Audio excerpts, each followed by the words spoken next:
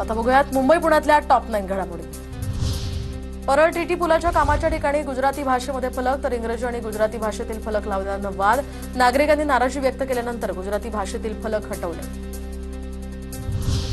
Coastal रस्त्यावर लावण्यात आलेली रात्रीची धून बंद करण्याचा महापालिकेचा निर्णय तर आसपासच्या रहिवाशांनी केलेल्या तक्रारीनंतर महापालिकेकडून ही धून बंद करण्याचा निर्णय। पालिकेच्या तोडग्यामुळे रहिवाशांना दिलासा।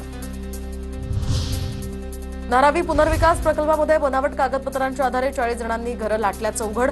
या सर्वांची पात्रता रद्द करून त्यांच्यावर गुन्हे दाखल करण्याचे आदेश। तर या प्रकरणांमुळे प्रकल्पाच्या पात्रता निश्चित प्रक्रियेवरच आता प्रश्नचिन्ह उपस्थित। पश्चिम उपनगरातील गोरेगाव या ठिकाणी एका पेंट हाऊसची तब्बल 55 कोटी रुपयांना विक्री। प्रति चौरस फूट 64,822 रुपयांचा दर मिळाला। गोरेगावच्या आलिशान इमारतीमध्ये 62, 63 आणि 64व्या मजल्यावर हे पेंट हाऊस आहे। कमलामिल परिसरामधील करबुड व्हॅनच्या 2 मालमत्ता जप्त तर 7 गाळे वाहनतळ कार्यालय इंटरनेट सेंटरवर जप्ती करत पाणीपुरवठा खंडित। मालमत्ता कर थकबाकी वसुलीला गती देण्यासाठी महापालिकेची ही कारवाई। मुंबईकरांना प्रति युनिट 40 ते 50 पैसे स्वस्त वीज मिळण्याची शक्यता। एप्रिलमध्ये नवीन पारेषण वाहिनी कार्यान्वित होणार असून त्यामुळे उन्हाळ्यामध्ये मुंबईकरांना मोठा दिलासा मिळणार।